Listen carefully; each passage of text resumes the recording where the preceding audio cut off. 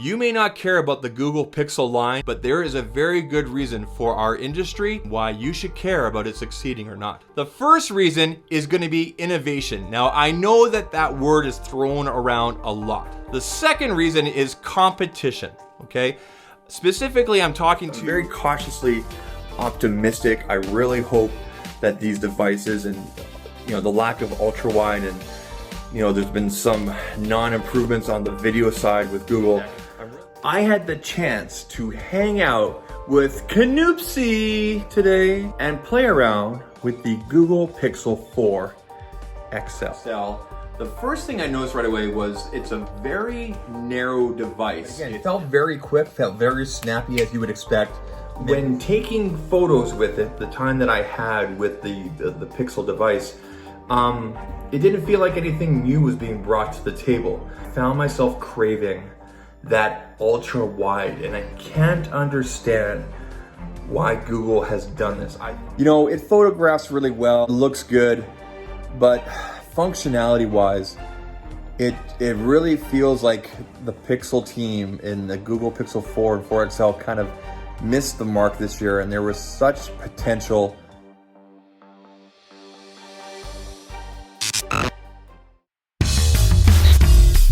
Hey, Zach Pack. Welcome back to Zach Talks Tech. My name is Zach. Let's talk about the tech that you love.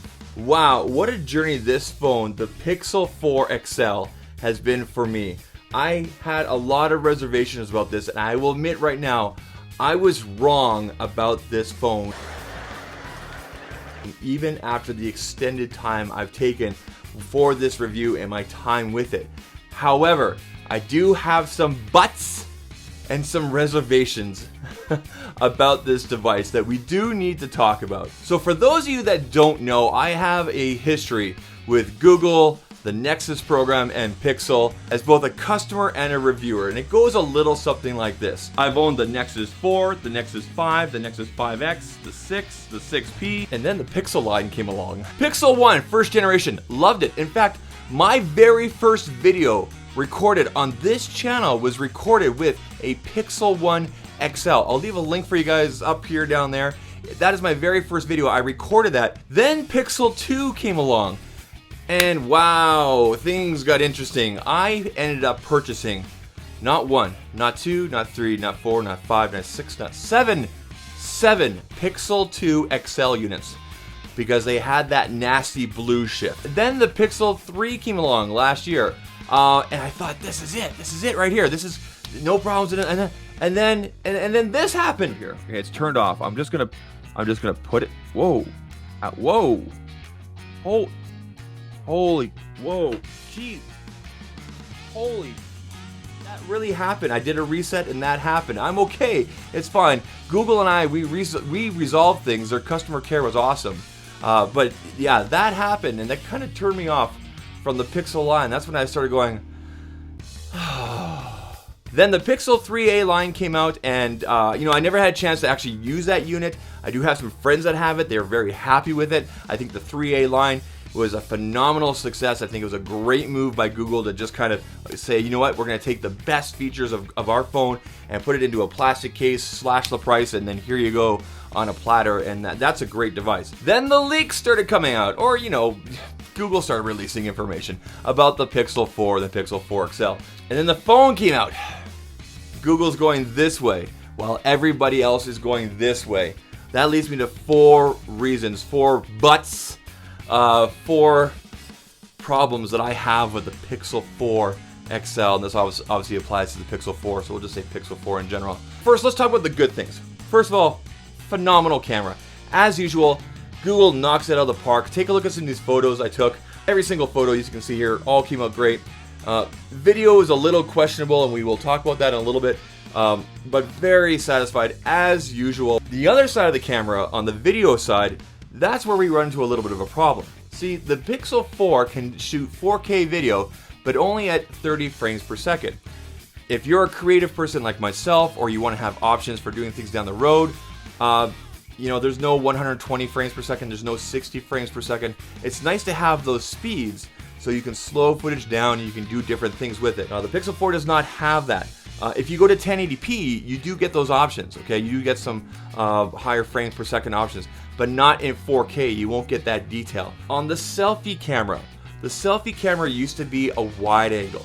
It is no longer a wide angle. They took that out from the Pixel 3, and I don't understand that. So this year, you're gonna need a longer arm. Let's go back to the good stuff. I like how narrow this is. It feels like it's narrower than most devices. I used this device for a long time before I put a case on it, and I probably will continue to use it without a case. I like the way it feels, this frosted feel in the back. I like this color, simple branding. You know, the camera module is whatever. Some people call it ugly. Like I said, it serves a purpose, so no big deal. The button placements are all great. I really like how they accent the color here. Ports are all accessible. The fast charging is awesome. Got a nice flat top here.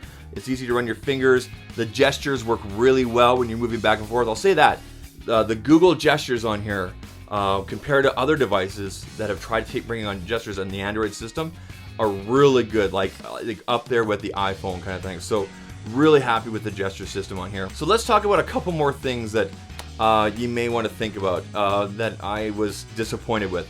One, ultra-wide camera. In 2019, we saw everybody coming out with their ultra-wide cameras. Apple, Huawei, OnePlus, and then Google decides to say, no, we're going to do telephoto. And you know what?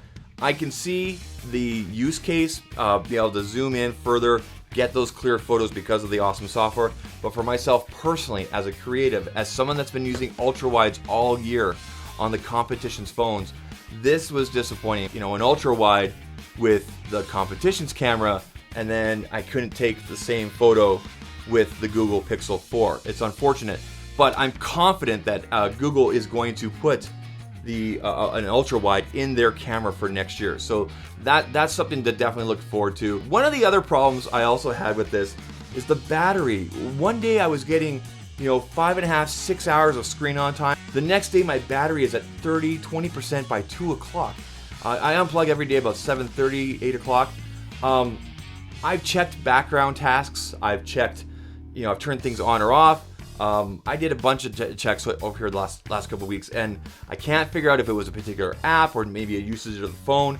Maybe things will improve after a month. I don't know, but it was really noticeable right away during my testing for the last 2 weeks, 2.5 weeks or so, that the battery is. I'm not having a good experience with it. And my last issue with the Pixel 4 is going to be the pricing. When you look at devices from Apple, from OnePlus, from Huawei, whoever it might be, and you look at, for example, with Apple, they're giving you 24, 60 frame, 30 frame, slow-mo, all that kind of stuff. They're giving you all the video features, all the camera features. And then Google basically brings their awesome camera, but they kind of leave the video behind. It makes you scratch your head. So wouldn't you know it, as I'm editing the video and as I'm getting to the part where I'm talking about the pricing, Front Page Tech drops a video, and just watch this.